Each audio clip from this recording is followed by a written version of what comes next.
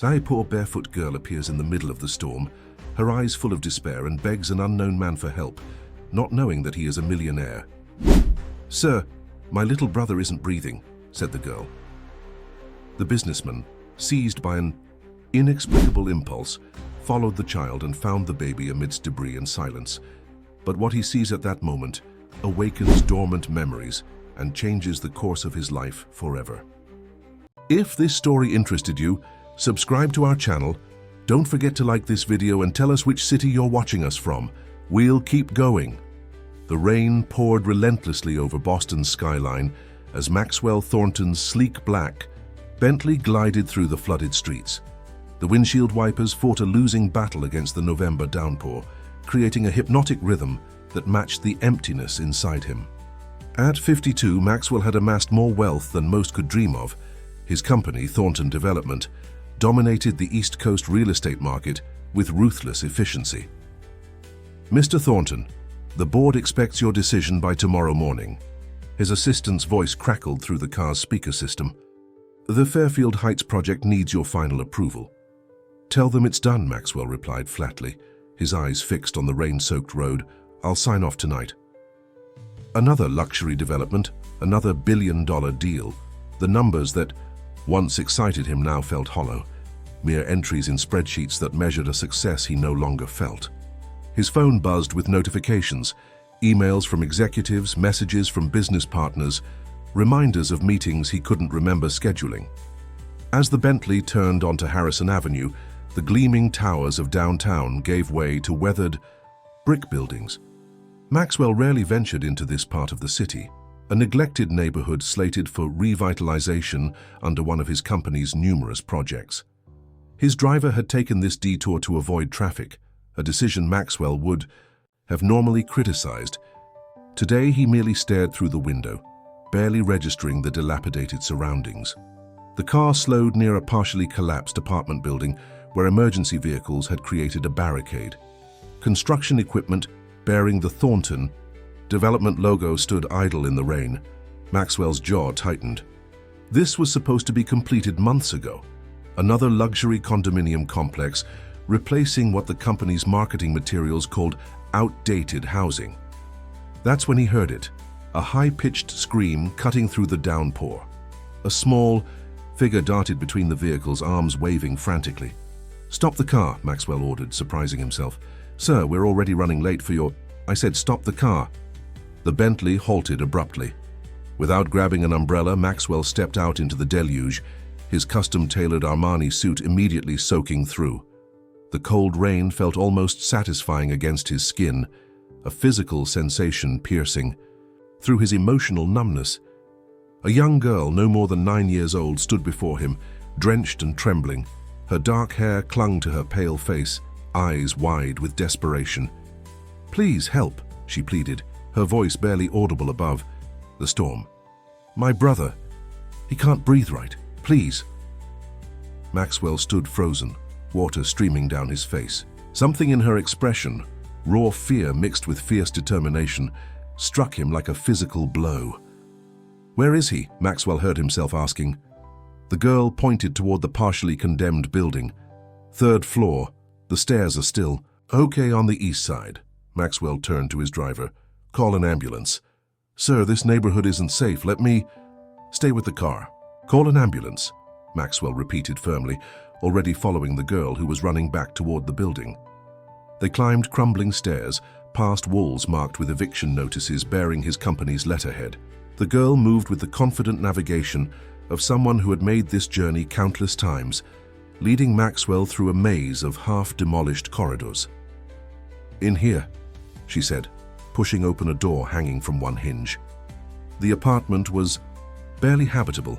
Rain leaked through cracks in the ceiling, forming puddles on the warped floor. In the corner, a makeshift bed constructed from blankets held a tiny figure. Maxwell approached slowly. Kneeling beside what he now saw was an infant, perhaps 10 months old, burning with fever yet shivering violently. "His name is Oliver," the girl said, kneeling opposite Maxwell. "I'm Emma. Our mom went to find help 3 days ago. She hasn't come back." Maxwell placed his hand on the baby's forehead, feeling heat radiate through his palm. The infant's breathing came in shallow, labored gasps. Without thinking, Maxwell removed his cashmere suit jacket, a $6,000 garment he'd purchased without a second thought, and wrapped it gently around the child. "How long has he been like this?" Maxwell asked, carefully lifting the bundled infant. "Since yesterday," Emma replied, her small hands adjusting the expensive fabric around her brother's tiny form. "He stopped crying this morning. That's when I got scared."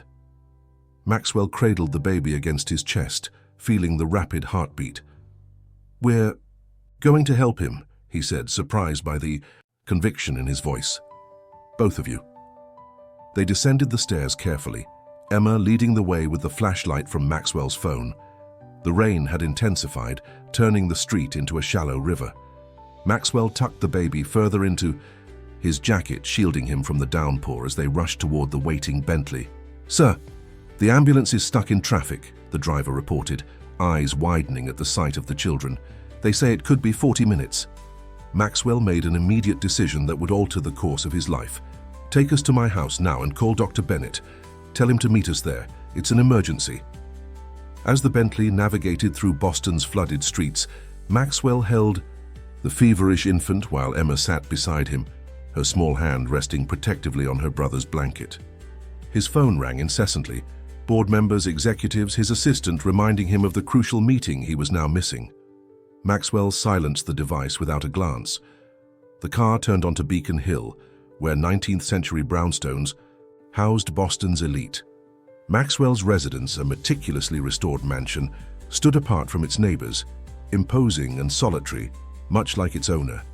As they pulled into the circular driveway, the ornate iron gates closing behind them, Maxwell looked down at the children he had brought into his pristine world. Emma gazed up at the mansion with wide eyes. "Is this where you live?" "Yes," Maxwell replied, leading her toward the entrance.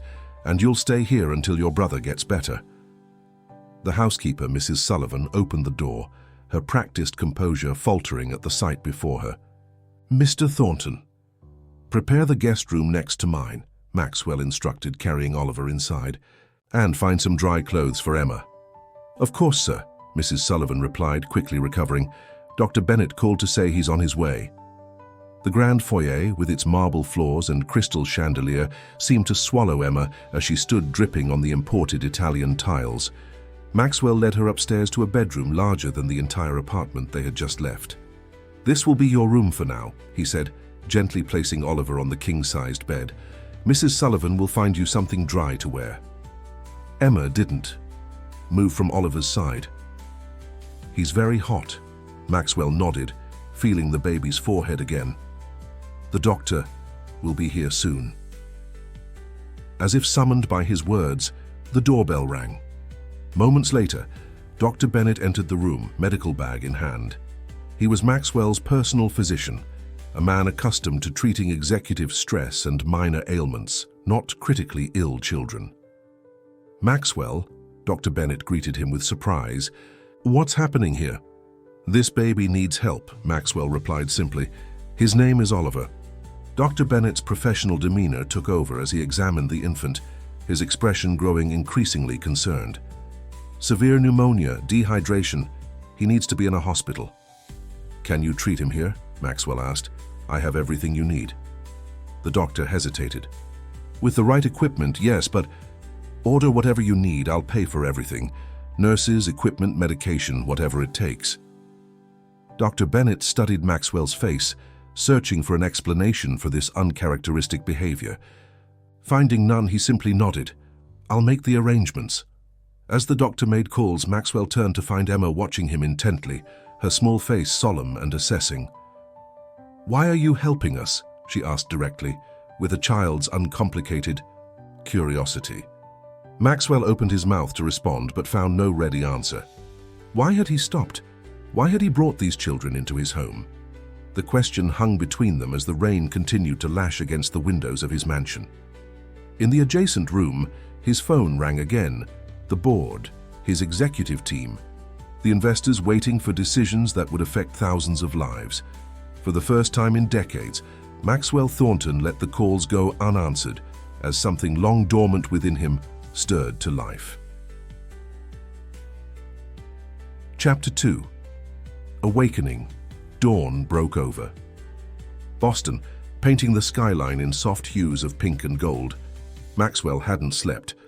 He sat in an armchair beside the bed where Oliver lay connected to an IV and oxygen monitor, equipment that Dr. Bennett had arranged to be delivered and installed within hours. The soft beeping of the machines provided a rhythmic backdrop to the storm of thoughts whirling through Maxwell's mind. "His fever's breaking," Dr. Bennett said, entering the room with quiet efficiency. "The antibiotics are working, but he's not out of danger yet. The next 24 hours will be critical." Maxwell nodded, his eyes fixed on the tiny figure beneath the pristine sheets. "And after that?" "With continued treatment, he should recover fully." "But Maxwell," the doctor hesitated, lowering his voice, "we need to address the legal implications here. These children are under my protection," Maxwell interrupted firmly. "For now, that's all that matters." Dr. Bennett studied his longtime patient with new interest. In 15 years of serving as Maxwell Thornton's physician, he had never seen this expression on the businessman's face, a mixture of determination and something resembling tenderness. "I've arranged for a pediatric nurse to stay with him round the clock," the doctor said finally. "She'll be here within the hour." "Thank you, James. Send me the bills directly." Left alone with the sleeping infant, Maxwell found himself doing something he hadn't done in years, reflecting on his past. The baby's labored breathing triggered memories he had buried beneath layers of acquisition reports and profit margins. A different hospital room, a different child, a meeting he couldn't miss. "Mr. Thornton," Mrs. Sullivan's voice pulled him from the memory. "The little girl is awake. She's asking about her brother." Maxwell rose, straightening his wrinkled shirt. He had changed from his rain-soaked suit, but hadn't bothered with his usual immaculate appearance. "I'll speak with her." He found Emma sitting cross-legged on the guest room bed, wearing what appeared to be one of Mrs. Sullivan's old t-shirts, comically large on her small frame. Her dark hair had been brushed and pulled back into a neat ponytail. At Maxwell's entrance, she immediately stood up. "Is Oliver okay?" she asked, her voice small but direct. "He's improving," Maxwell replied, trying to soften his typically authoritative tonality. "The doctor says the medicine is working." Relief flooded the child's face, and for the first time Maxwell noticed details he had missed in the chaos of the previous night. Her deep brown eyes, intelligent and watchful. The slight gap between her front teeth, the faint freckles across her nose. "Are you hungry?" he asked. Emma nodded hesitantly. "Mrs. Sullivan has prepared breakfast. Would you like to join me downstairs?" The kitchen, a showcase of stainless steel and marble that Maxwell rarely entered, felt suddenly warm and inviting as Mrs. Sullivan busied herself preparing pancakes. Emma sat at the counter, her legs dangling from the high stool, watching the housekeeper with fascination. "Do you like blueberries, dear?" Mrs. Sullivan asked, already sprinkling them into the batter. Emma nodded, more animated than Maxwell had seen her. "They're my favorite." Maxwell's phone vibrated insistently. Victor Reed, his chief operating officer and right-hand man for the past decade. With a quick motion, he silenced it again. "Mr. Thornton," Mrs. Sullivan said, placing a steaming plate before him. "Your office has called 6 times this morning. Miss Parker said it's urgent regarding the Fairfield Heights project." Maxwell felt Emma's eyes on him. "I'll call back later," he said, picking up his fork. "Let's have breakfast first." The domesticity of the moment struck him as surreal. Sitting in his kitchen, eating pancakes with a child he had met less than 12 hours ago, while the corporate empire he had built waited on decisions he suddenly couldn't bring himself to make. "These are really good," Emma said between mouthfuls, her initial reserve melting slightly. "Our mum used to make pancakes on Sundays, but not with real blueberries." The casual mention of her mother opened a door. "Emma," Maxwell began carefully, "where is your mother now?"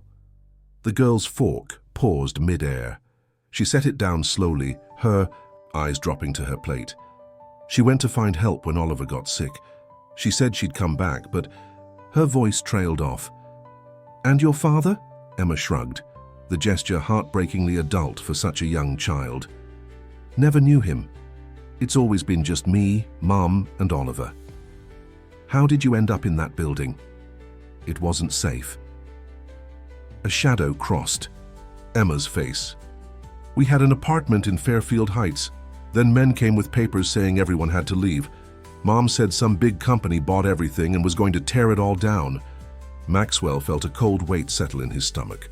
Fairfield Heights, his company's latest acquisition, a distressed property purchased for a fraction of its potential value, once redeveloped into luxury condominiums. The other building was the only place Mom could find. Emma continued, oblivious to Maxwell's growing discomfort. She said it was just temporary, until she could find a job. Then Oliver got sick. The silence that followed was broken only by the sound of rain against the windows and the distant beeping of Oliver's monitors upstairs. Maxwell's mind raced, connecting pieces of a puzzle he had never bothered to examine. The human cost of decisions made in boardrooms, of properties acquired and demolished, of lives disrupted in the name of progress and profit. Mr. Thornton, Emma's voice pulled him back to the present. When will we have to leave? The question caught him off guard. Leave? When Oliver gets better. Where will we go? The simple inquiry carried the weight of adult concerns. Maxwell found himself unprepared for the surge of protectiveness that rose within him. You don't have to worry about that right now, he said, surprising himself with the gentleness in his voice. You're safe here. Both of you. Emma studied him with that same searching look she had given him the night before, as though trying to determine if his words could be trusted. Before she could respond, the doorbell rang. Mrs. Sullivan returned moments later, her expression troubled. Mr. Thornton, Mr. Reed is here. He says it's urgent. Maxwell sighed. Victor's presence meant the outside world, his real world, could no longer be held at bay. Show him to my study, I'll be there shortly. Turning to Emma, he found himself reluctant to end their conversation. Would you like to see your brother? The nurse should have arrived by now. Emma nodded eagerly, sliding off the stool. As they walked upstairs together, Maxwell was struck by how small she was, how vulnerable. Yet there was a resilience about her, a quiet strength that belied her years. The pediatric nurse, a kind-faced woman introduced as Ms. Chen, was adjusting Oliver's IV when they entered the room. Emma immediately went to her brother's side, her hand gently touching his. His fever is down to 101, Ms. Chen reported. Much better than the 104 he came in with. He's responding well to the antibiotics. When will he wake up? Emma asked anxiously. Soon, sweetheart. He needs rest to heal, but he's getting stronger. Maxwell watched the interaction, aware of a strange sensation in his chest, an ache both painful and somehow necessary, like a limb regaining feeling after being numb. I need to speak with my colleague, he told Emma. Will you be all right here with Ms. Chen and Oliver? Emma nodded, already settling into the chair beside her brother's bed. Maxwell found himself hesitating at the door, reluctant to return to the world waiting in his study. Victor Reed was pacing the Persian rug when Maxwell entered. At 45, Victor projected the sharp efficiency that had made him invaluable to Thornton Development and to Maxwell personally. His tailored suit and perfectly knotted tie stood in stark contrast to Maxwell's rumpled appearance. Max, what the hell is going on? Victor demanded, dispensing with pleasantries. The board is waiting for your signature on Fairfield. The investors are getting nervous. Something's come up, Maxwell replied, moving to his desk. Something more important than the biggest deal of the quarter. Victor's tone was incredulous. The demolition crews are on standby. Every day we delay costs thousands. Maxwell's gaze drifted to the window, where he could see rain still falling on the garden below. There were still people living in those buildings, Victor. Former residents, Victor corrected, his impatience evident. All legal evictions, all by the book. We've been over this. There's a woman, Maxwell said slowly. She has 2 children. They were living in one of the condemned buildings because they had nowhere else to go after being evicted from Fairfield. Victor's expression shifted from irritation to wariness. What are you saying, Max? I'm saying I want to review the Fairfield acquisition. All of it. The eviction process. the relocation assistance. That's already been handled by legal, Victor cut in sharply. Everything was compliant with city regulations. We're not running a charity here, Max, we're running a business. The words, pragmatic, rational, exactly what Maxwell himself would have said 24 hours ago, now rang hollow. Before he could respond, his phone buzzed with a text from Ms. Chen. Baby awake and alert, asking for you. Maxwell rose from his desk. I need to handle something. We'll continue this discussion later. Victor stepped forward, blocking his path. Max, what's going on with you? First you disappear during the most critical phase of Fairfield. Then you missed the board meeting. Now you're questioning a deal that's been in the works for months. The board is starting to ask questions. Let them ask, Maxwell replied, moving past him toward the door. And delay the demolition at Fairfield. I want a full review of the relocation assistance provided to the residents. You can't be serious. Maxwell paused, turning back to face his COO. I've never been more serious, Victor. And one more thing. I want all the files on the family that lived in apartment 3B at Fairfield Heights. A woman with 2 children, a girl named Emma, about 9 years old, and a baby named Oliver. He left Victor standing in the study, confusion and calculation warring on his face. As Maxwell climbed the stairs, toward the room where the children waited, he felt something shift within him, the first tremors of a foundation beginning to crack. Chapter 3. Shifting Foundations. 3 days passed in a strange new rhythm. Maxwell found himself dividing, his time between conference calls taken from his home office and hours spent in the guest room where Oliver was steadily recovering. The infant's improvement was remarkable, the pallor replaced by healthy color, the labored breathing giving way to normal sleep, occasionally punctuated by small, reassuring cries. Maxwell had expected to feel relief as the crisis passed. Instead, he felt something more complicated, a growing attachment he hadn't anticipated. His lungs are sounding much clearer, Dr. Bennett announced during his morning visit. The antibiotics have done their job. He'll need continued care and observation, but the immediate danger has passed. That's wonderful news, Maxwell said, watching as Emma, who rarely left her brother's side, broke into a wide smile. What happens now? Dr. Bennett asked quietly, following Maxwell into the hallway. It was the question Maxwell had been avoiding. The practical answer was clear. With Oliver recovering, there was no longer any medical justification for keeping the children in his home. The logical next step would be to contact child services, to find their mother or, failing that, to place them with appropriate authorities. Yet the thought filled him with a nameless dread. I need more time, Maxwell replied, surprising himself. There's something I need to look into first. Returning to his study, Maxwell found himself facing a mountain of documents. He had demanded complete files on the Fairfield Heights acquisition, not the sanitized executive summaries he usually reviewed, but the raw paperwork, eviction notices, tenant communications, relocation records. Sir, his assistant's voice came through the speaker. The board has called an emergency meeting for tomorrow. Mr. Reed says your presence is non-negotiable. Tell them I'll be there, Maxwell replied, his attention focused on a spreadsheet detailing compensation offered to displaced Fairfield residents. The figures were technically legal, but insultingly inadequate. Barely enough for security deposits on new apartments, much less moving costs or the inevitable rent increases in Boston's overheated market. No wonder Emma's mother had been forced to find shelter in a condemned building. A soft knock at the door interrupted his thoughts. Emma stood in the doorway, looking less guarded than she had days before. Mrs. Sullivan said I should tell you. Lunch is ready, she said, and Ms. Chen says Oliver can come downstairs for a little while. Maxwell glanced at his watch, surprised to find it was already past noon. I'll be right there. As he followed Emma to the dining room, Maxwell was struck by how quickly the child had adapted to her surroundings. The wariness remained, but there were moments, like now as she skipped down the hallway, when her natural childhood exuberance broke through. In the dining room, Mrs. Sullivan had prepared a simple lunch of soup and sandwiches, Ms. Chen was already seated, holding Oliver, who looked around with bright, curious eyes. "Look who's feeling better," Maxwell said, approaching the baby with a smile he didn't have to force. Oliver gurgled in response, his tiny hand reaching out to grab Maxwell's offered finger. The simple gesture sent an unexpected wave of emotion through Maxwell, a memory surfacing from the depths.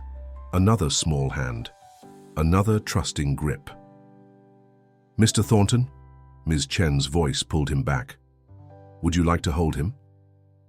Before he could respond, she was transferring the baby into his arms. Oliver settled against his chest, a warm, solid weight that felt simultaneously foreign and familiar. "You're a natural," Mrs. Sullivan remarked, setting down a bowl of soup. Maxwell didn't correct her. There was nothing natural about this, corporate titan cradling a stranger's child in his dining room, ignoring calls from board members and investors to do so. Yet as Oliver's eyes drifted closed, his small body relaxing trustingly against Maxwell's chest, nothing had ever felt more right. Lunch passed in comfortable conversation, primarily between Mrs. Sullivan and Emma, who was gradually opening up about her interests. Books, particularly stories about animals, drawing, which she claimed to be not very good at, but I like it anyway, and music, which lit up her face when mentioned. "I used to sing in a choir at school," she said, her voice growing wistful. "Before we had to move. We have a piano," Maxwell found himself saying, "in the conservatory. Perhaps Mrs. Sullivan could show you after lunch." Emma's eyes widened. A real piano, could I? The afternoon found Maxwell working from the conservatory, a light-filled room he rarely used, while Emma cautiously explored the grand piano. Her small fingers pressed the keys experimentally, eyes brightening at each note. "My teacher said I had a good ear," she said, picking out a simple melody. Maxwell looked up from his laptop. "Did you have lessons?" Emma shook her head. "Mom couldn't afford them, but my music teacher at school let me stay after sometimes." As Maxwell returned to his email, the tentative notes gradually formed into a recognizable tune. "Twinkle, Twinkle, Little Star," played slowly but with surprising accuracy for a child with no formal training. The melody transported Maxwell back 15 years to another child at another piano. His son Nathan had shown the same natural affinity for music. Maxwell had promised piano lessons, but always later, when the newest project was complete, when the latest acquisition was finalized.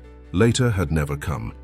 His reverie was interrupted by his phone buzzing with Victor's name on the screen. "Maxwell," Victor's voice was tense. "We need to talk. I've been reviewing the files you requested on the Fairfield evictions." Maxwell stepped out of the conservatory, closing the door to keep the conversation private. "And? There are irregularities. The relocation assistance figures on the executive summary don't match the actual disbursements. And the timeline for the eviction notices. Some residents received less than the legally required notice." Maxwell's grip tightened on the phone. "How many?" "At least 30 families," Victor admitted, "including your Jane Doe in 3B. "Her name is Catherine Miller," Maxwell replied, recalling the file he had reviewed that morning. "Not Jane Doe." Victor sighed. "Max, I understand you're concerned, but this needs to be handled carefully. If word gets out about these irregularities..." "Who was responsible?" Maxwell interrupted. A pause. "The Fairfield acquisition was delegated to the development team. They reported directly to me." "Did you know, Victor?" Another, longer pause. "I knew we were aggressive with the timeline. I didn't look too closely at the methods." The careful phrasing told Maxwell everything. Victor had known. Maybe not the specifics, but enough. He had chosen not to question, not to probe, because doing so might have delayed the project and reduced their margins. Just as Maxwell himself would have done before a little girl's desperate cry in the rain had changed everything. "I want a complete audit," Maxwell said, his voice hardening. "Every project, every acquisition for the past 3 years, and I want a compensation package prepared for all affected Fairfield residents. Fair market value, not the minimum legal requirement." "Max, be reasonable. The shareholders..." "The Shareholders will understand protecting the company from potential litigation, Maxwell cut in sharply. Get it done, Victor. I'll see you at the board meeting tomorrow. Ending the call, Maxwell stood in the hallway, listening to the simple melody still floating from the conservatory. Each note seemed to chip away at the wall he had built around himself after Nathan's passing. A wall constructed of spreadsheets and profit margins, of high-rises and corporate acquisitions. The doorbell rang, interrupting his thoughts. Mrs. Sullivan appeared a moment later, her expression concerned. Mr. Thornton, there's a woman from Brighton Elementary School asking to see you. A Ms. Walker. She says it's about Emma. Maxwell frowned. Show her in. Catherine Walker was not what Maxwell had expected. In her early 40s, she carried herself with quiet confidence, her practical clothing and minimal makeup suggesting someone who valued substance over appearance. Her eyes, warm but watchful, assessed Maxwell with undisguised curiosity. Mr. Thornton, she began, accepting his offer to sit in the living room. I'm the guidance counselor at Brighton Elementary. We've been concerned about Emma Miller's unexplained absence. So you know Emma? Maxwell asked, surprised. Of course, she was one of our students until about 2 months ago when she suddenly stopped attending. The school made several attempts to contact her mother, but the phone had been disconnected. Ms. Walker leaned forward. May I ask how Emma came to be in your care? The question carried an undercurrent of suspicion that Maxwell couldn't fault. A wealthy businessman with a child who wasn't his would raise anyone's concerns. Briefly, Maxwell explained the circumstances of finding Emma and Oliver, omitting the connection to his company's development project. Ms. Walker's expression softened slightly. That explains why we couldn't reach Catherine. She was a devoted mother. She would never willingly abandon her children. The past tense wasn't lost on Maxwell. You don't believe she's coming back. Ms. Walker sighed. I hope I'm wrong. But a single mother desperate for help with no resources in this city. She didn't finish the thought. Emma mentioned she was in the school choir, Maxwell said, changing the subject. A smile touched Ms. Walker's lips. She has a beautiful voice and a natural talent for music that her circumstances haven't allowed her to develop. Would it be possible to re-enroll her? She seems stable here for now, and I think routine would be good for her. Ms. Walker studied him with renewed interest. That's a generous offer, Mr. Thornton, but there are legal considerations. You have no formal guardianship. I'm working on that, Maxwell replied, surprising himself with the certainty in his voice. In the meantime, is there anything that can be done? I'd cover any costs, of course. I'd need to speak with Emma, Ms. Walker said after a moment's consideration, and we'd need temporary guardianship paperwork at minimum. But yes, it might be possible. As if summoned by their conversation, Emma appeared in the doorway, her expression brightening instantly. Ms. Walker. The warmth of their greeting confirmed what Maxwell had suspected. This woman had been more than just a school employee to Emma. The easy affection between them spoke of trust built over time. Emma has been telling me about the piano, Ms. Walker said when Maxwell rejoined them after giving them a moment alone. It seems she's found something wonderful here. Her tone was neutral, but Maxwell detected the question beneath the statement. What exactly was happening in this mansion? What were his intentions toward this child and her brother? Mr. Thornton saved Oliver, Emma said simply, answering the unasked question in her own way, and he makes really good hot chocolate. The comment, so childlike in its priorities, broke the tension. Ms. Walker laughed, and Maxwell found himself smiling genuinely. Ms. Walker was your teacher, he asked Emma. Sort of. She helped me when... Emma trailed off, her expression clouding. When things were difficult at home, Ms. Walker finished gently. Emma and I spent quite a bit of time together last year. The unspoken communication between them suggested a history Maxwell wasn't privy to, challenges Emma had faced that went beyond financial hardship. I've suggested that Emma might return. To Brighton Elementary, Maxwell said. Would you like that, Emma? The girl's eyes widened. Really? But what about Oliver? Ms. Chen could care for him during school hours, Maxwell assured her, and I'd make sure you get there and back safely. The hope that bloomed on Emma's face made something twist in Maxwell's chest. Such a simple thing. The promise of school, of normalcy, yet it meant the world to her. There are details to work out, Ms. Walker cautioned, though her expression had softened considerably. But I think we could make it happen. As they walked Ms. Walker to the door, she paused, turning to Maxwell with a searching look. "Mr. Thornton, may I ask why you're doing this? You could have called child services that first night." The question, direct and unavoidable, forced Maxwell to confront something he had been avoiding. Why had he brought these children into his home? Why was he rearranging his life, questioning his business practices, challenging his oldest friend and business partner? "I'm not entirely sure," he admitted, the honesty surprising him. "But I know it's the right thing to do." Ms. Walker's expression was unreadable. "These children have been through enough trauma. Whatever your reasons, please be certain about this path before you go further. They deserve that much." As she left, Maxwell stood in the doorway, watching her car disappear down the driveway.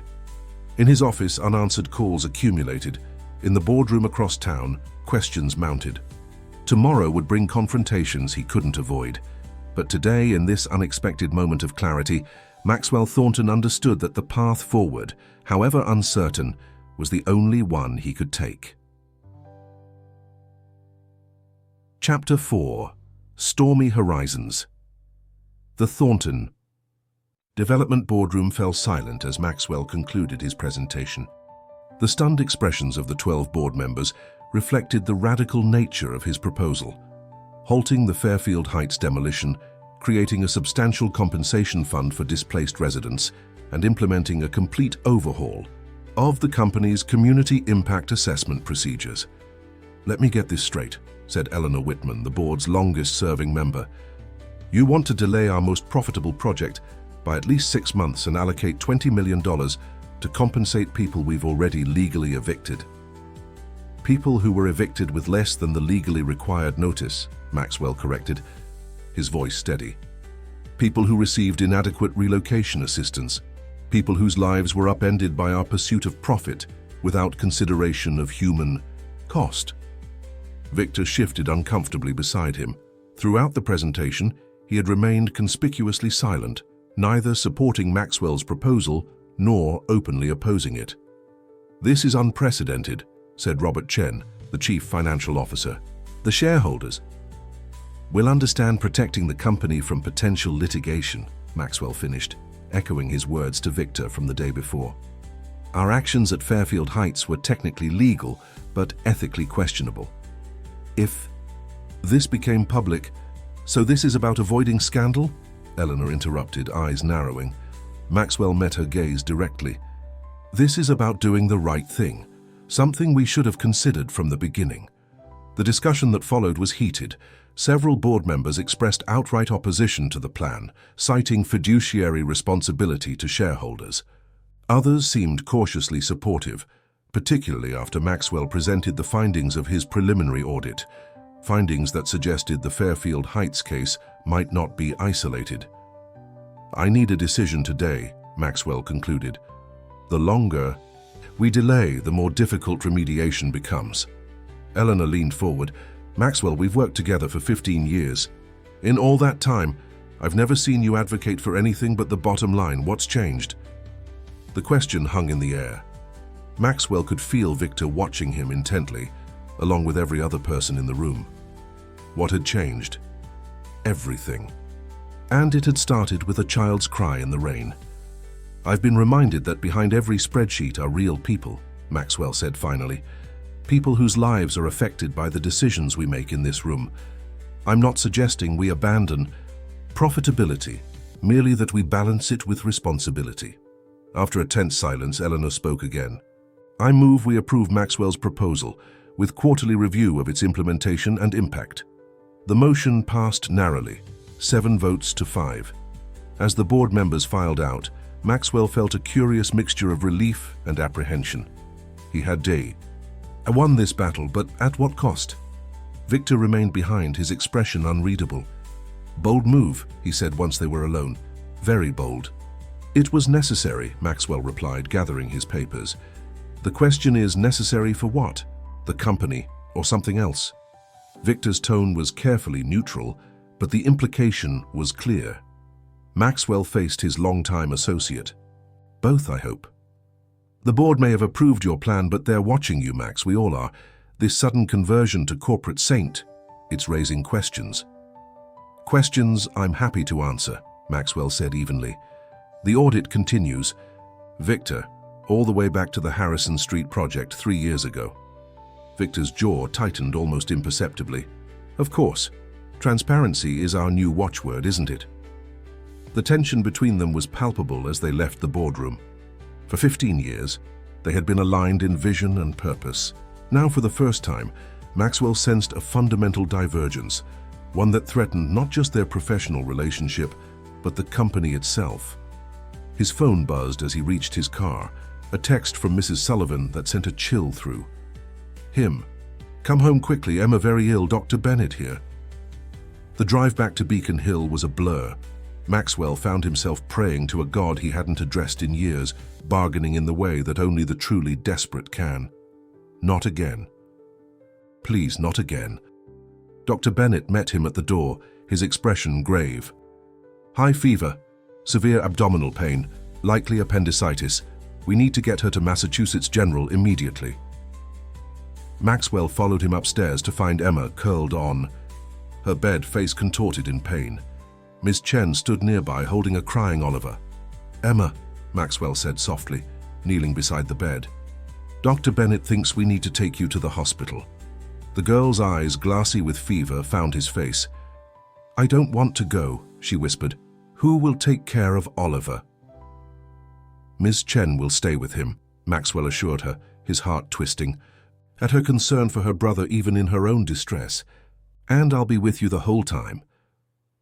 Emma's small hand reached for his. Promise? I promise. The emergency room at Massachusetts General was crowded, but Dr. Bennett's privileges secured immediate attention. As Emma was whisked away for imaging, Maxwell found himself in the strange limbo of hospital waiting, that suspended animation where time simultaneously crawls and races. Family of Emma Miller, a nurse called after what seemed like hours. Maxwell rose immediately. Yes. The nurse gave him an appraising look. Are you her father? The question stopped him short. I'm her guardian, he said after a brief hesitation. The nurse nodded. The doctor would like to speak with you. Dr. Patel was young and efficient, her manner direct but not unkind. It's definitely appendicitis and we need to operate immediately. The good news is we caught it before rupture, so the procedure should be straightforward. I'll need consent forms signed. She handed Maxwell a clipboard with several pages of dense text. At the top in bold letters, parental guardian consent for surgical procedure. Mr. Thornton, Maxwell Thornton. Mr. Thornton, are you Emma's legal guardian? The question again, this time with more weight, more consequence. I'm in. The process of establishing guardianship, Maxwell replied, the half-truth sitting uncomfortably on his tongue. Her mother is unavailable. Dr. Patel's expression remained neutral. I see. In emergency situations like this, we can proceed with the consent of a de facto guardian, but you should know that child services will need to be notified. Maxwell nodded, signing the forms with a steady hand, despite the turmoil within. The immediate priority was Emma's health. He would deal with the legal complications afterward. Can I see her before the surgery? Dr. Patel led him to a curtained area where Emma lay on a gurney, an IV in her arm and fear evident in her eyes. Hey there, Maxwell said, attempting a reassuring smile as he took her hand. The doctors are going to take good care of you. Will you wait for me? Emma asked, her voice small. I'll be right here, Maxwell promised, and when you wake up, I'll still be here. As they wheeled her toward the operating room, Maxwell felt a weight descend on his shoulders, the full responsibility of the promise he had just made. Not just to wait during surgery, but to be there for her, to protect her, to provide the stability she so desperately needed. In the waiting room, Maxwell found himself doing something he hadn't done in years, praying. Not the bargaining prayers of the desperate drive to the hospital, but genuine entreaties for a child's well-being. Mr. Thornton? He looked up to find Catherine Walker standing before him, concern etched on her face. "Miss Walker, how did you—" "Mrs. Sullivan called the school when Emma got sick," she explained, sitting beside him. "I came as soon as I heard. How is she?" "In surgery. Appendicitis." Catherine nodded, her presence oddly comforting in the sterile hospital environment. "She's in good hands. Mass General has an excellent pediatric surgical team." They sat in silence for a moment, the unspoken question hanging between them. "You're wondering why I didn't call child services," Maxwell said finally. "The thought crossed my mind," Catherine admitted, "though I'm beginning to understand why you might have hesitated." Maxwell looked at her, surprised by the lack of judgment in her tone. "I've been working with children for 15 years, Mr. Thornton. I've seen the system at its best and at its worst. Sometimes the official channels aren't what a child needs." "And what does Emma need?" Maxwell asked, genuinely wanting her opinion. Catherine considered the question carefully. "Stability, safety. Someone who sees her, really sees her, for the remarkable child she is." She paused. "From what I've observed, you're providing those things." Her words provided unexpected reassurance. "The doctor mentioned child services will be notified now." "That was inevitable," Catherine said gently. "But it doesn't have to be the end of your involvement. There are options: temporary guardianship, foster certification, even adoption if that's something you're considering." Adoption. The word hung in the air between them, weighty with implication. "I hardly know them," Maxwell said, voicing the doubt that had been nagging at him. "Don't you?" Catherine's question was simple, but penetrating. "You've opened your home and your heart to these children. That suggests you know something essential about them and about yourself." Before Maxwell could respond, his phone buzzed. Victor again. With a sigh, he answered. "Max, where are you? The investors from Shanghai are waiting. This meeting has been on the calendar for months." Maxwell had completely forgotten. "I can't make it, Victor. Family emergency." The silence that followed was telling. "Family emergency," Victor repeated, the words carefully neutral. "I see. Should I reschedule or handle it myself?" "Handle it," Maxwell said without hesitation. "You know the proposal as well as I do." "Of course. I hope everything is resolved satisfactorily." The call ended with the distinct impression that Victor had drawn his own conclusions. Conclusions that would likely fuel the growing concerns at Thornton Development. "Work?" Catherine asked as he put the phone away. "Yes, it seems less important. Now," she smiled slightly. "A perspective shift happens when children enter your life. Priorities rearrange themselves, often permanently." The hours crept by. Catherine stayed, her calm presence a counterpoint to Maxwell's growing anxiety. They spoke of Emma, her academic promise, her musical talent, the challenges she had faced in her young life. Her mother did the best she could, Catherine said. Catherine was working 2 jobs, taking night classes. She wanted more for her children than she had. "What about the father?" Catherine shook her head. Emma's father was never in the picture. Oliver's father was around briefly, but disappeared when Catherine became pregnant. The abandonment these children had experienced made Maxwell's heart ache. His own son had never lacked for material things, but emotional presence, that had been another matter. Always another meeting, another deal, another reason to be absent. "I had a son," Maxwell found himself saying, the words emerging unprompted. "Nathan, he loved music too." Catherine's expression softened with understanding. "Had? Car accident. 15 years ago." Maxwell swallowed hard.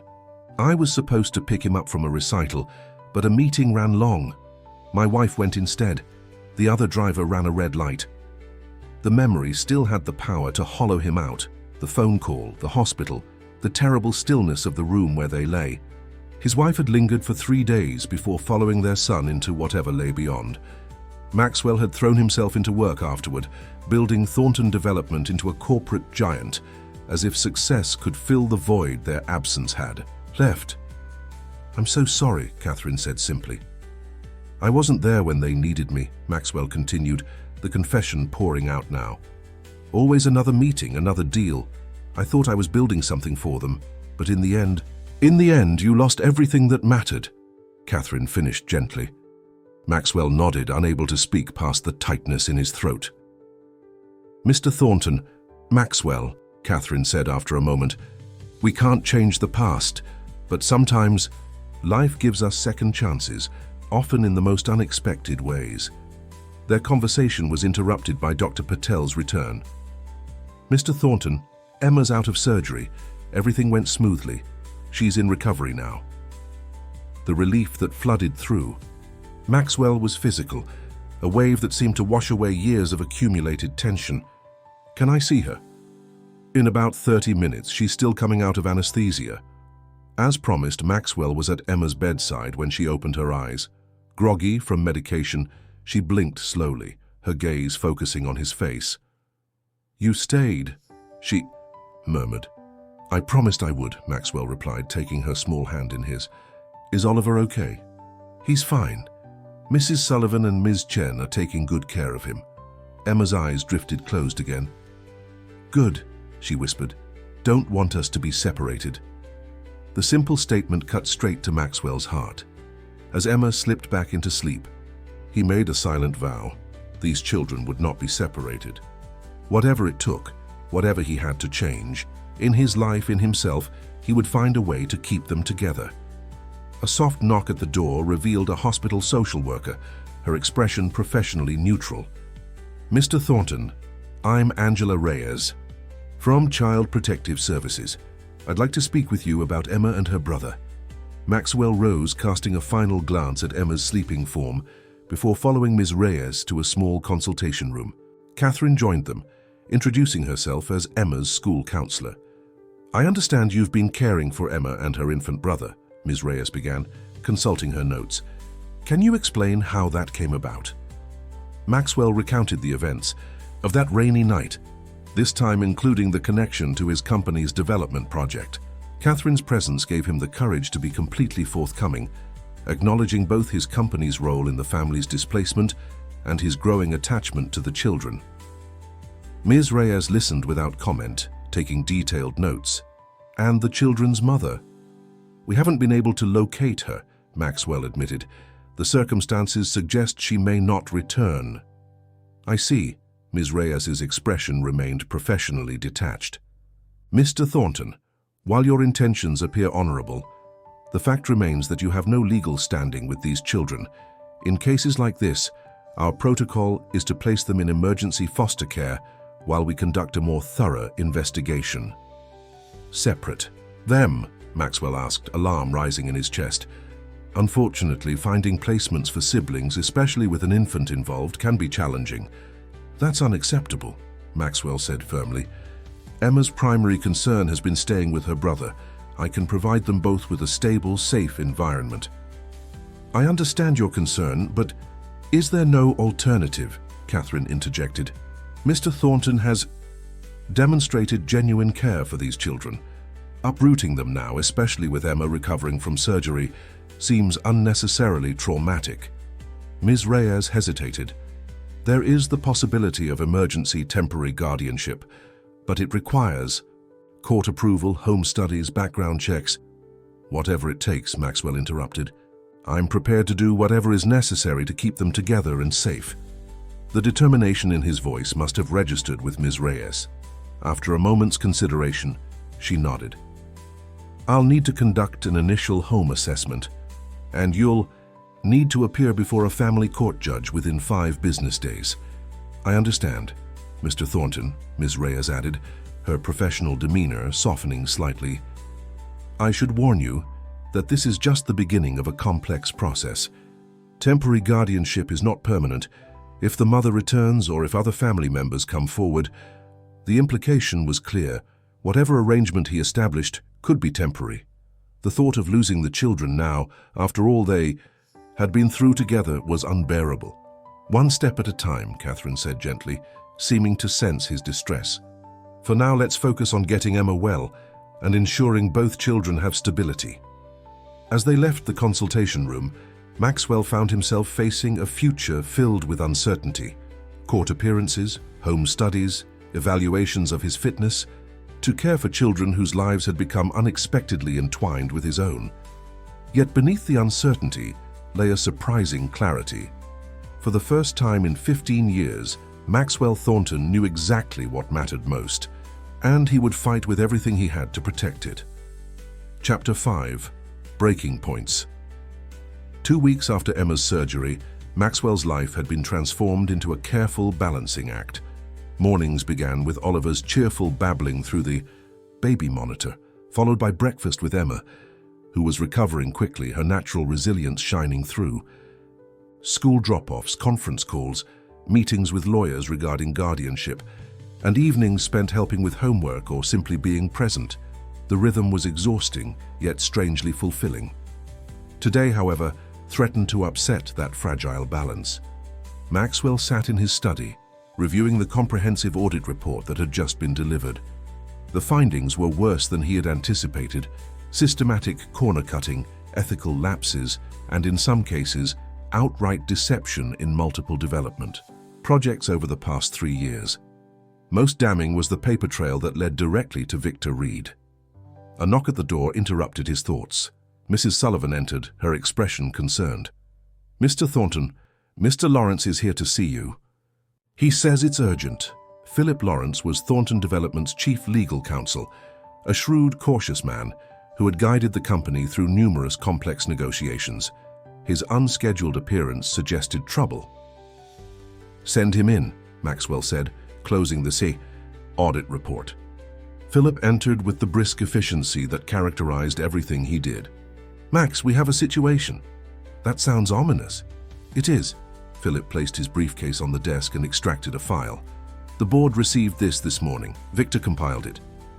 Maxwell opened the file to find detailed financial records, photographs and internal communications, all presented to suggest that he had been misappropriating company resources for personal use. "He's documenting your domestic situation," Philip explained awkwardly. "The medical care for the children, the use of company personnel for childcare, the redirection of corporate focus away from shareholder interests." Maxwell scanned the materials, anger building, as he realized the extent of Victor's betrayal.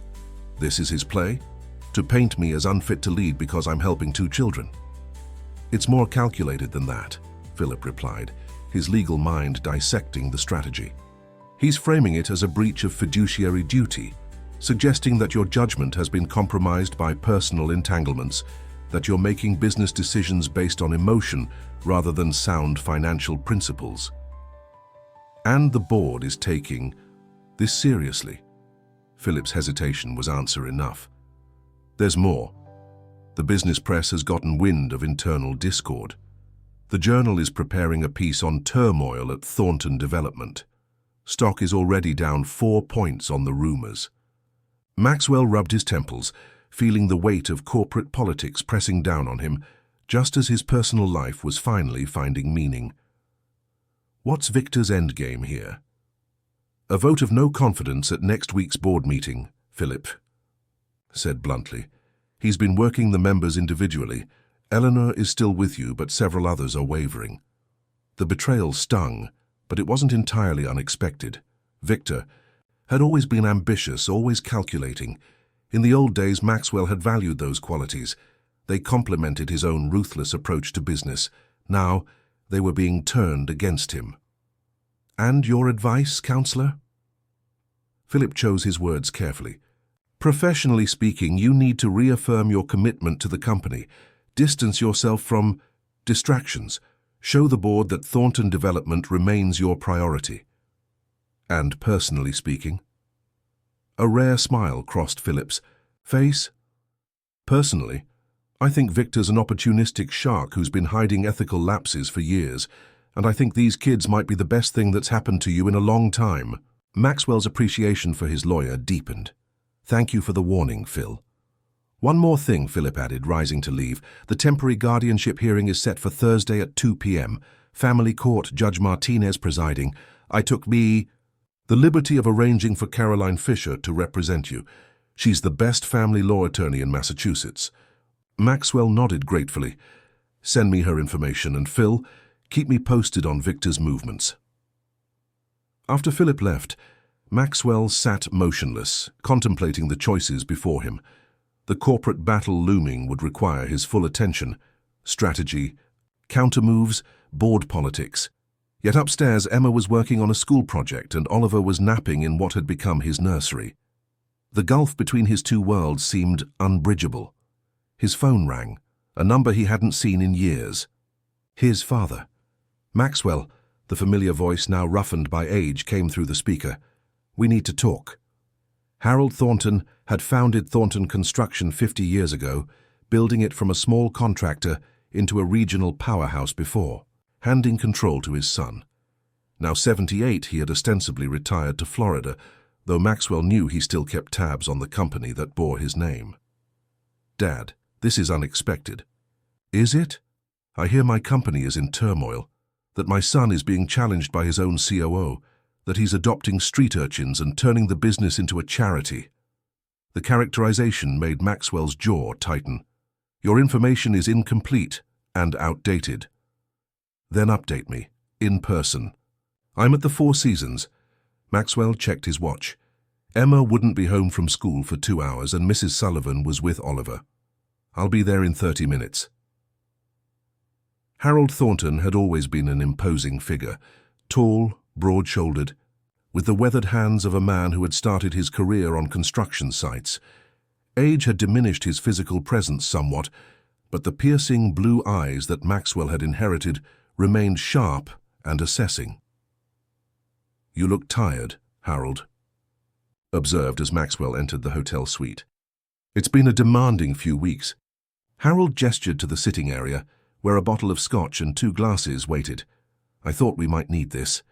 Maxwell accepted the drink, but didn't immediately sit. Why are you really here, Dad? Victor called me, Harold admitted. No pretense of small talk. He's concerned about the direction of the company, about your main focus. Victor is protecting himself, Maxwell countered. The audit revealed serious ethical lapses under his supervision. Harold's expression didn't change. Business is rarely black and white, Maxwell. You know that better than most. Some things are, Maxwell replied, thinking of Emma's face when she spoke of losing her home. Right and wrong still exist, even in business. A cynical smile crossed Harold's face. This moral awakening, it coincides remarkably with your newfound interest in playing house. The dismissive characterization hit a nerve. Those children have names. Emma and Oliver. Their mother disappeared after being evicted from a building our company demolished. A building that, according to our own audit, was cleared using questionable tactics that Victor authorized. Harold sipped his scotch, unmoved. Collateral damage happens in development. We've never apologized for progress. Progress? Maxwell's voice rose slightly. Is that what we're calling it now, throwing families onto the street? Cutting corners on safety, bribing inspectors? Watch yourself, Harold warned, the old authority creeping into his voice. I built that company from nothing. Everything you have... I know what you built, Maxwell interrupted. I've spent 15 years expanding it. But at what cost, Dad? What have we really been building? The question hung between them, unanswered. Harold studied his son with new interest, as if seeing him clearly for the first time in years.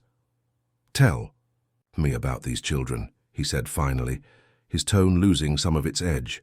Surprised by the shift, Maxwell found himself describing Emma and Oliver, their resilience, their bond, the way they had somehow awakened something long dormant within him. The girl, Emma, she plays piano, Harold asked, seeming to fixate on this detail.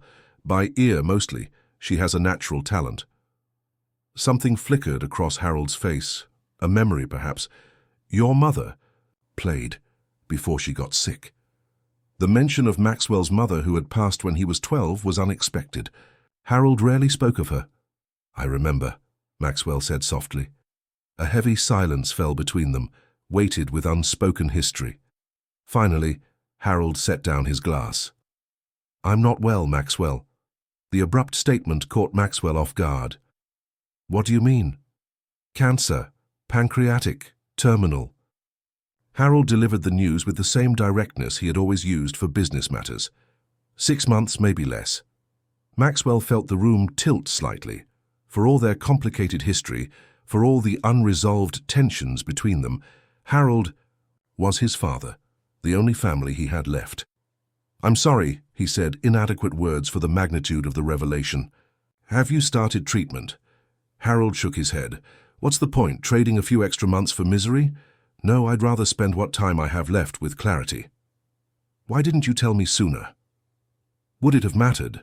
The question held no accusation, only genuine curiosity. "We haven't had a real conversation in years, Maxwell. Business discussions, yes. Family? Not since Nathan and Claire," Maxwell finished. His son and wife, Harold's grandson and daughter-in-law, whose passing had created a chasm between the two men that had never been bridged. Harold nodded slowly. "I handled that badly. I thought pushing you back into work would help.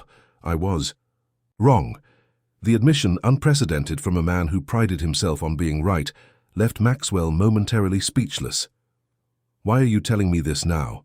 "Because Victor Reed is making a play for my company," Harold replied, the possessive pronoun telling, "and I need to know if my son still wants it." The directness of the question required equal honesty. "I don't know," Maxwell admitted. 2 months ago I would have said yes without hesitation. Now there are complications. Children, emotions. Harold didn't phrase it as criticism, merely observation. "Not complications," Maxwell corrected. "Clarity." Harold considered, this swirling the amber liquid in his glass. "Bring them to dinner tomorrow," he said abruptly. "The children. I should meet them before I make any decisions." "Decisions about what?" "About whether to intervene with the board," Harold replied matter-of-factly. "I may be retired, but I still own 20% of voting shares, and I've known Eleanor Whitman since she was an associate fresh out of business school." Maxwell understood the implied offer. His father could help secure his position against Victor's challenge. But at what price? "This isn't a business transaction, Dad. Emma and Oliver aren't negotiating chips." "Of course not," Harold agreed, surprising him again. "They're children who need stability. The question is whether you can provide that while running a multi-billion-dollar company that's currently in turmoil. I need to assess the situation for myself." Maxwell recognized the business logic being applied to a personal situation. Classic Harold Thornton. Yet beneath the pragmatism, he sensed something else, perhaps genuine interest or even concern. "Dinner tomorrow," Maxwell agreed. "But keep in mind, Emma is still recovering from surgery, and they've both been through enough without being subjected to interrogation." "Noted," Harold said with the ghost of a smile. "I'll be on my best behavior." As Maxwell left the hotel, his mind raced with the implications of his father's revelation: terminal illness, board intervention, the complex intersection of business and family that had always defined the Thornton legacy. His phone buzzed with a text from Catherine Walker. "Emma mentioned you're playing the piano with her now. Progress on many fronts." The simple message brought an unexpected smile to his face. Over the past 2 weeks, Catherine had become a regular presence in their lives, visiting Emma during her recovery, helping with the transition back to school, offering insights that helped Maxwell navigate the unfamiliar territory of raising children. "Small steps," he replied.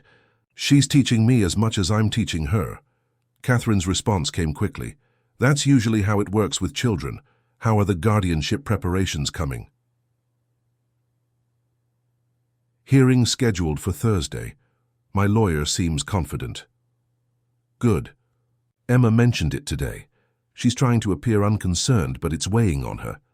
Maxwell could imagine Emma's forced nonchalance, the brave face she put on when addressing adult concerns.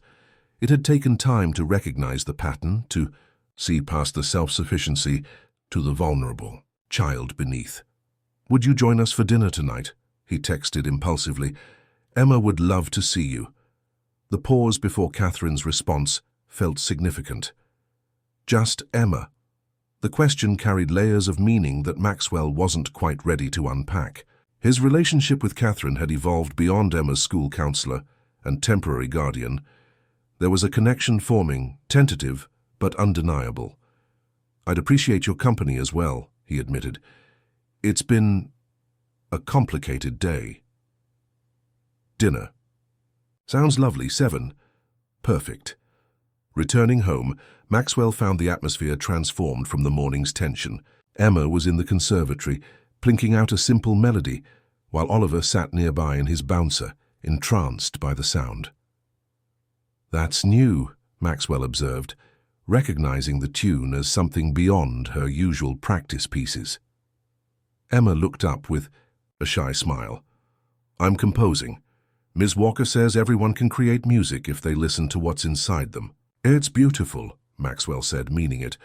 "What's it called?" Emma considered the question seriously. "I'm not sure yet. Maybe Oliver's song, because he seems to like it." As if in confirmation, Oliver gurgled happily, tiny hands waving in rhythm to the notes. "I invited Ms. Walker for dinner," Maxwell mentioned casually. "I hope that's okay." Emma's face brightened. "Really? Can I show her my composition?" "I'm sure she'd love that." The evening unfolded with unexpected warmth. Catherine arrived with a children's book for Emma and a soft toy for Oliver, thoughtful gestures that spoke of genuine care for the children. Dinner was relaxed, conversation flowing easily as Emma regaled them with stories from her return to school. "Brady says my scar is cool," she reported, referring to the small incision from her appendectomy with pride. "He wants to see it, but—" "I told him that's inappropriate." Catherine laughed. "Very good boundary setting, Emma." After dinner, Emma insisted on performing her composition, sitting at the piano with newfound confidence. The simple melody had a haunting quality, wistful yet hopeful, like its young composer. Catherine's eyes met Maxwell's over Emma's head, sharing a moment of appreciation for the child's resilience and talent. Something passed between them, understanding, connection, possibility. Later, after Emma had gone to bed and Oliver was settled for the night, Maxwell and Catherine sat in the library, wine glasses in hand. "You seem troubled," Catherine observed. Beyond the usual chaos of unexpected parenthood, Maxwell considered how much to share. With anyone else he would have deflected, compartmentalized. With Catherine, he found himself wanting honesty. "My father is in town," he began. "He's dying. Pancreatic. Cancer. And my COO is making a play for control of the company, using my relationship with Emma and Oliver as ammunition." Catherine absorbed this with the calm thoughtfulness he had come to appreciate. "That's quite a lot to carry alone." "I'm not alone anymore," Maxwell replied, the realization striking him as he spoke the words. "That's the irony. 2 months ago I had nothing but the company. Now you have everything that really matters," Catherine finished. "And it's all at risk." Maxwell nodded, grateful for her understanding. "Victor, my COO, has been systematically undermining me with the board. He's portraying my concern for the children as emotional instability, my ethical reforms as financial irresponsibility. And the board is receptive to this. Some members. There's a vote of no confidence scheduled for next week." Catherine considered this. "What would losing the company mean to you?" The question was simple, yet profound. A month ago the answer would have been obvious. Losing Thornton Development would have meant losing everything. Now, "Financially I'd be fine," Maxwell said slowly. "I have personal assets separate from the company, but it's been my life's work, or at least the past 15 years of it. Since you lost Nathan and Claire," Catherine said gently. Maxwell nodded. "The company became my refuge, my purpose. And now?" "Now I have a different purpose," he admitted, "or additional ones at least." Catherine's expression softened. "Children have a way of rearranging our priorities, sometimes painfully but always necessarily." "My father wants to meet them," Maxwell said, changing the subject slightly. "Dinner tomorrow night." "Ah," Catherine said with understanding. "Hence the extra weight on your shoulders. He's complicated. Old-school business values. Success. At all costs. He built the company from nothing, expanded aggressively, never let ethics interfere with opportunity." "And you followed in his footsteps," Catherine observed without judgment. "Until recently, yes," Maxwell acknowledged. "Now, I'm trying to change course and—" He's returned to witness it, along with the consequences. Catherine sipped her wine thoughtfully. Family dynamics have a way of reverting to established patterns, especially in times of stress. Be mindful of that tomorrow. The insight was sharp and perceptive. You sound like you speak from experience. A shadow crossed Catherine's face.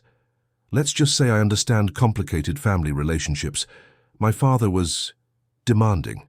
Nothing was ever quite good enough. The parallel to his own relationship with Harold wasn't lost on Maxwell. How did you break the cycle? By recognizing it, Catherine replied simply. Awareness is the first step toward change. The patterns lose power when you can see them clearly. Their conversation continued late into the evening, moving from family dynamics to Catherine's work with children to shared tastes in literature and music. The connection between them deepened with each exchange, a meeting of minds that promised something more. When Catherine finally rose to leave, Maxwell walked her to the door. Thank you, he said, the words encompassing more than just the evening. For everything. You're doing well with them, you know, Catherine said, her hand briefly touching his arm. Emma and Oliver are fortunate to have found you. I think it's the other way around, Maxwell replied honestly. Their eyes held for a moment, the potential between them clear, yet unrushed. Catherine smiled, a promise of future conversations, future evenings, future possibilities. Good luck. Tomorrow, she said, with your father. Remember, awareness breaks the cycle. As Maxwell watched her drive away, he felt both lighter and more determined. Tomorrow would bring challenges, his father's assessment, the continuing corporate battle, the looming guardianship hearing. But for the first time in years, he wasn't facing these challenges alone or without purpose. Upstairs, Emma and Oliver slept peacefully, unaware of the forces gathering around their small family unit. Maxwell checked on them one last time before retiring to his own room, the habit now as natural as breathing. In the quiet of the sleeping house, he made a silent vow. Whatever came next, whatever sacrifices were required, he would protect what mattered most. Even if it meant letting go of everything he had once believed defined him. Chapter 6, Full Circle. Snow fell gently outside the courthouse windows, dusting Boston in a pristine white blanket that seemed to muffle the city's usual clamor. Maxwell straightened his tie for the third time, his normally steady hands betraying his nervousness. The paperwork is impeccable, Caroline Fisher, his family law attorney, assured him. Home study completed, background checks clear, character references from Dr. Bennett, Ms. Walker, even Judge Martinez's former law partner. We've done everything possible. Maxwell nodded, his eyes fixed on Emma and Oliver in the corridor outside. Emma wore her special occasion dress, navy blue with a white collar, and was keeping Oliver entertained with a small picture book. The sight of them, so vulnerable yet so resilient, tightened Maxwell's chest with an emotion he was still learning to name. And if Catherine Miller returns, he asked, voicing the concern that had lingered at the edges of his mind.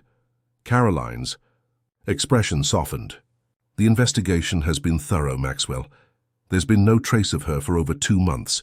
No hospital admissions, no arrests, no use of her social security number. The court has made a finding of abandonment, which clears the path for adoption. I just want to be prepared for every possibility.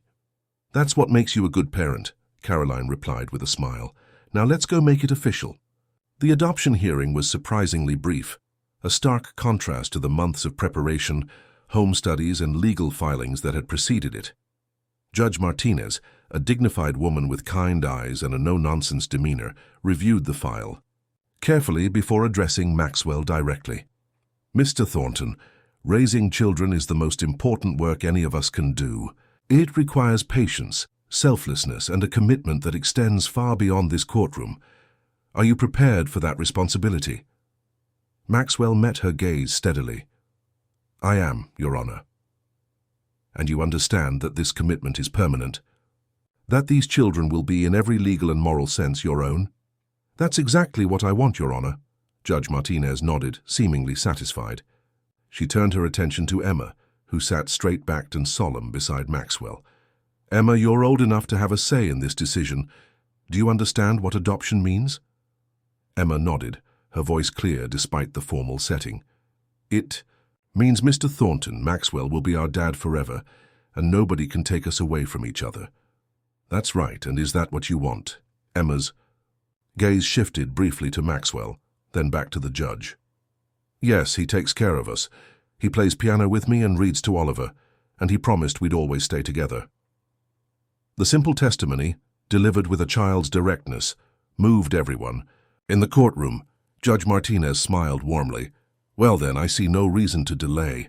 By the power vested in me by the Commonwealth of Massachusetts, I hereby decree that Emma Catherine Miller and Oliver James Miller shall henceforth be known as Emma Catherine Thornton and Oliver James Thornton, with all the rights and privileges thereof. Congratulations to the Thornton family. The bang of the gavel echoed in Maxwell's ears as Emma threw her arms around him. We're really staying? Forever? Forever, Maxwell confirmed, his voice thick with emotion. We're a family now. Outside, the courthouse, Catherine waited with a small wrapped package. She embraced Emma warmly before handing the gift to Maxwell.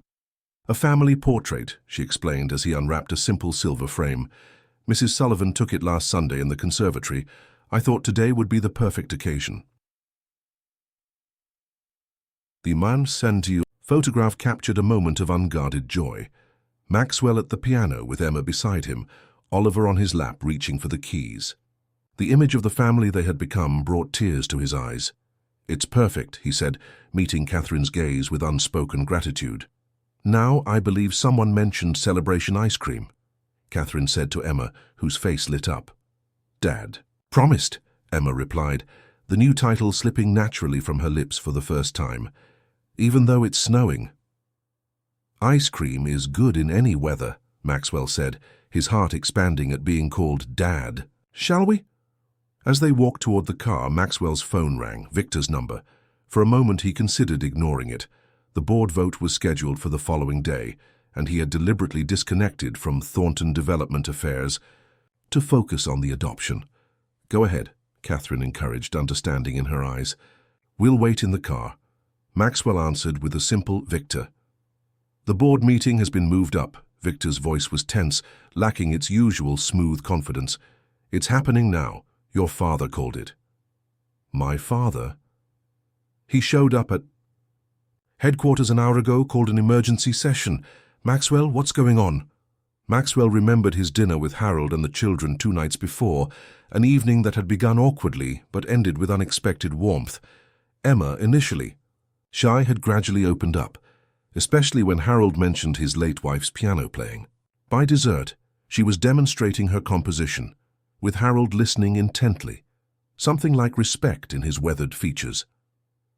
Later, after the children were asleep, Harold had studied Maxwell with new eyes. They've changed you, he observed. For the better, I think. They've reminded me of what matters, Maxwell had replied. Harold had nodded slowly. I've been thinking about legacy lately. Unsurprising, given my condition. I built Thornton Development to last, to mean something. But buildings fall, Maxwell. Companies get sold or broken up. Real legacy, it's what you pass on to the next generation. The conversation that followed had been the most honest they'd had in decades, about business ethics, about Maxwell's proposed reforms, about Victor's betrayal, about the kind of company Thornton Development could become. I'll handle it, Maxwell told Victor now. Tell the board I'll be there in 30 minutes. Catherine raised an eyebrow as he rejoined them in the car. Crisis at the office? My father has called an emergency board meeting. I need to be there. Emma's face fell. But our celebration? Maxwell knelt to her level. Just a small delay, I promise. Ice cream will taste even better after this is resolved. Would you and Oliver be okay waiting with Catherine for a little while? Emma nodded bravely, though disappointment shadowed her eyes. We'll be okay. That's my girl, Maxwell said, brushing a strand of hair from her face. I won't be long. Catherine touched his arm as he turned to leave. Remember what matters most, she said softly. With those words echoing in his mind, Maxwell entered, Thornton Development Headquarters 30 minutes later. The familiar glass and steel edifice that had been the center of his existence for 15 years now felt strangely distant, important still, but no longer defining. Eleanor Whitman intercepted. Him in the lobby. Maxwell, thank God, it's chaos up there. What exactly is happening, Eleanor? Your father arrived with documentation, financial records, emails, evidence of Victor's systematic undermining of company protocols. He's been presenting for the past hour. Eleanor's expression was a mixture of shock and grudging admiration. Harold may be ill, but he's lost none of his fire. The boardroom fell silent as Maxwell entered. Harold stood at the head of the table, commanding the space, despite his diminished physical condition. Victor sat rigidly on the opposite end, his usual polished appearance showing signs of strain. Ah, the man himself, Harold said, nodding to his son. Perfect timing. We've just finished reviewing the evidence of Mr. Reed's creative accounting. Victor's face flushed with anger. This is a witch hunt, a distraction from the real issue, which is Maxwell's increasingly erratic leadership.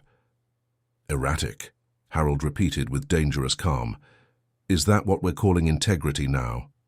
My son discovered ethical lapses that you deliberately concealed. Victor, lapses that put this company at risk of significant legal exposure. Maxwell took the seat Harold indicated, surveying the faces around the table. The board members appeared shaken, their earlier skepticism replaced by confusion and concern. What Victor hasn't told you, Harold continued, is that while he was busy undermining Maxwell's authority, he was also negotiating with Westridge Capital to orchestrate a leveraged buyout, a move that would have loaded the company with debt and likely resulted in massive layoffs, all while making him personally very rich. Murmurs of shock rippled around the table. Victor leapt to his feet. That's a lie. I've always acted in the company's best interests. We have the emails, Victor, Harold said wearily, sliding a folder across the table. Your private server isn't as private as you thought. As the board members examined the evidence, Maxwell caught his father's eye. A silent communication passed between them, acknowledgement of a coordinated strategy that neither had explicitly discussed. Ladies and gentlemen, Maxwell addressed the board for the first time, I understand your concerns about my recent focus on ethical reforms and my personal situation. You've been told that these changes reflect instability or lack of commitment to the company's success. The truth is precisely the opposite. He outlined his vision for Thornton Development, a company that balanced profit with social responsibility, that viewed community impact as a crucial metric alongside financial returns, that could lead the industry in sustainable development while maintaining strong returns for shareholders. The path I'm proposing isn't easy, Maxwell acknowledged. It requires examining practices we've taken for granted. It means acknowledging past mistakes, but it also positions us for long-term stability in a market that increasingly values corporate responsibility. Eleanor spoke first after Maxwell finished. I move for an immediate vote of confidence in Maxwell's leadership and the removal of Victor Reed from all positions within Thornton Development. The motion passed unanimously. Victor, his composure finally breaking, glared at Maxwell. You think this is over? I built half the projects in this company's portfolio.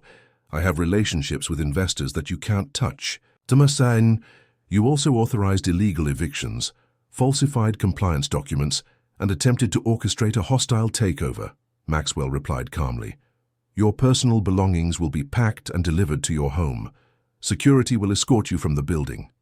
As Victor was led away, the board moved on to other business, approving Maxwell's proposed reforms, establishing a committee to oversee implementation, discussing the press strategy to address the shift in corporate values.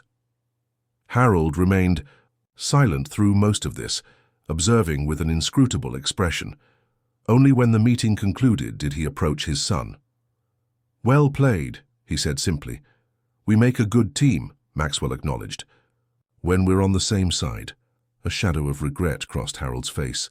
We should have been on the same side more often. I've missed a lot being stubborn. The admission, so uncharacteristic from a man who had built his identity on being right, struck Maxwell deeply. He thought of the years lost to mutual silence, of the relationship they might have had. "We still have time," he said, meaning it. Harold smiled faintly. "Some. Not as much as I'd like. Enough to get to know my new grandchildren. At least." "They'd like that," Maxwell replied, surprised to find it was true.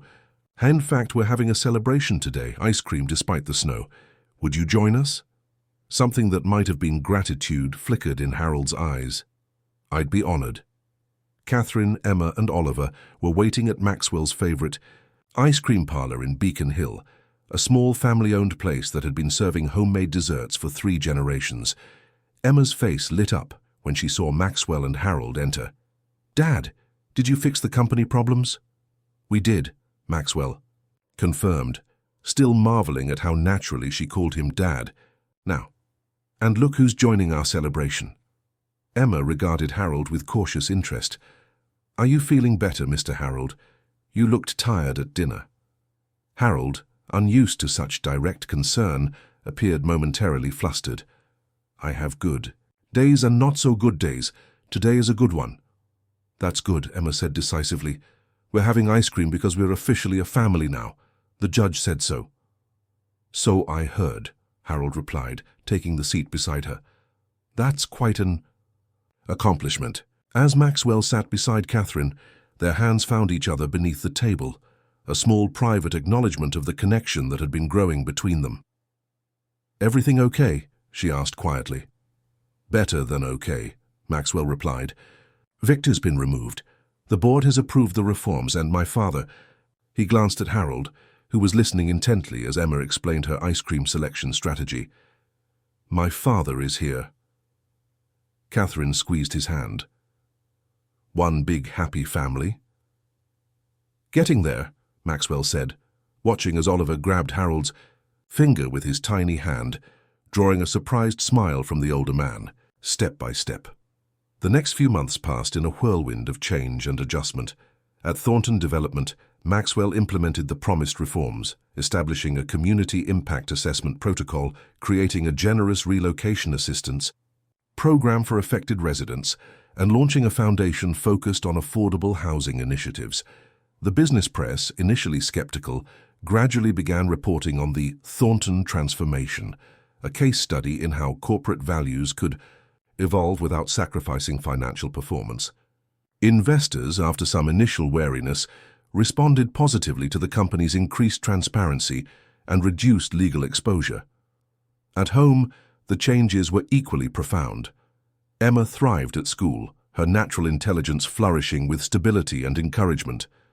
Her musical talent developed rapidly under proper instruction, culminating in a winter recital where she performed her own composition, now titled Our Family Song, to enthusiastic applause.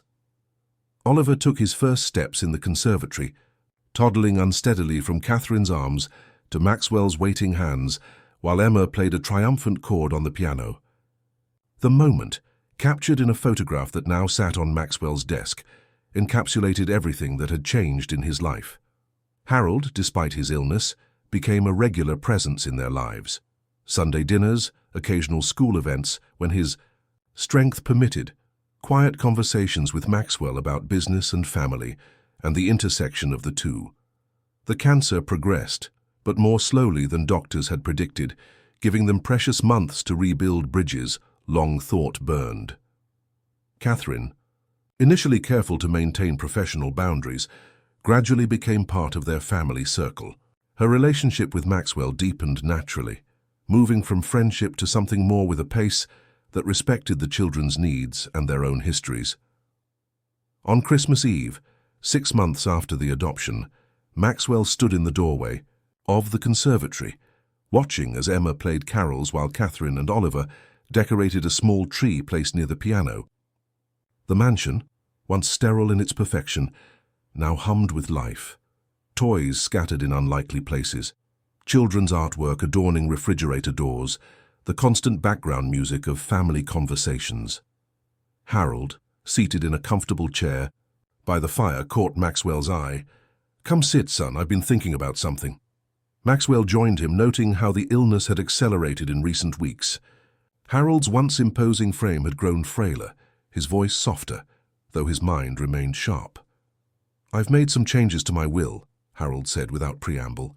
"The majority of my Thornton Development shares will go to you, of course, but I've established trusts for Emma and Oliver as well." Maxwell started to protest, but Harold raised a hand to stop him. "Let me finish. This isn't about money. God knows you have enough to provide for them. It's about belonging, about legacy. Those children are Thorntons now, in name and in spirit. They should have a stake in what we've built." The gesture, symbolic as much as financial, moved Maxwell deeply. "Thank you, Dad." Harold nodded, his gaze drifting to the children. "I built that company believing it was for you and Nathan.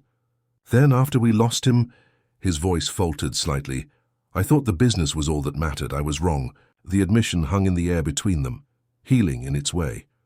"You were doing the best you could," Maxwell said, understanding now in a way he couldn't have before becoming a parent himself.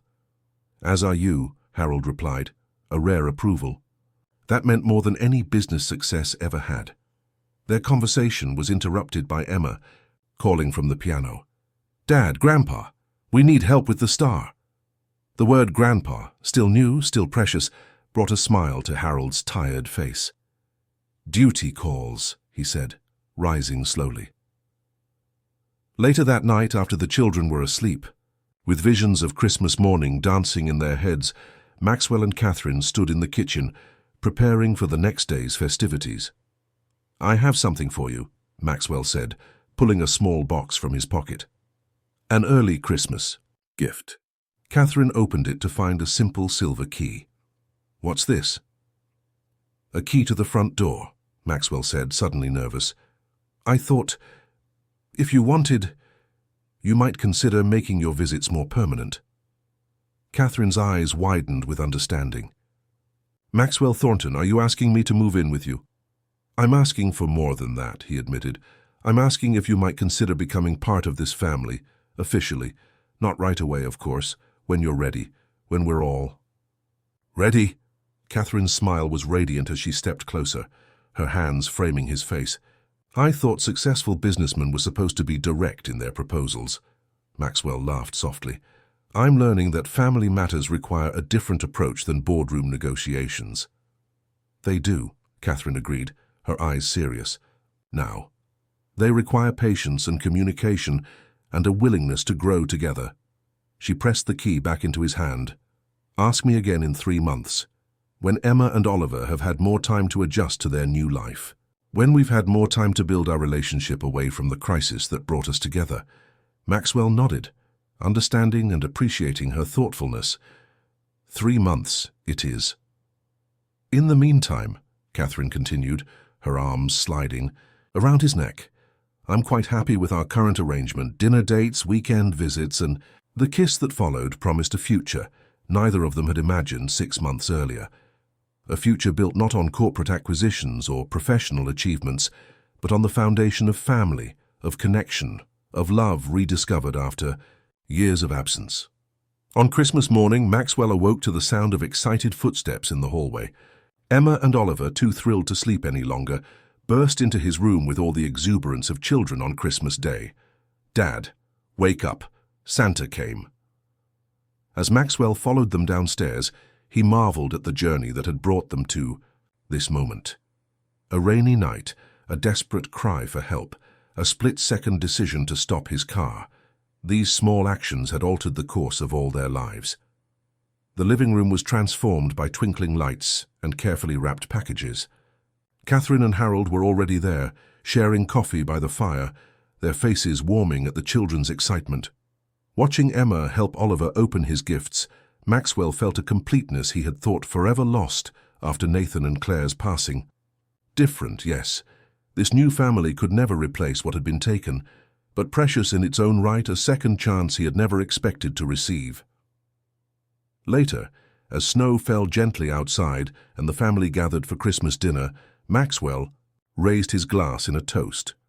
"To new beginnings," he said, his gaze encompassing each person at the table, Emma bright and resilient, Oliver curious and thriving, Harold present despite his illness, Catherine, her eyes reflecting the love he felt, and to the unexpected journeys that bring us exactly where we need to be. As glasses clinked and smiles were exchanged, Maxwell, Thornton understood with perfect clarity. The empire he had built of glass and steel would someday crumble, as all material things must. But this